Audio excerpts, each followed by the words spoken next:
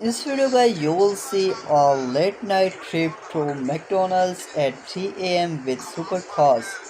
The cars showcased include a Ferrari SF90, Porsche GT2 RS, Porsche GT3 RS and Lamborghini Revuelto. And Lucas and Marcus expressed excitement about combining their love of supercars with a nostalgic trip McDonald's. They discuss the challenge of fitting supercars in the drive-thru due to size constraints, and Dobre Brothers shares their food orders and engages in light-hearted banter while waiting for their meals.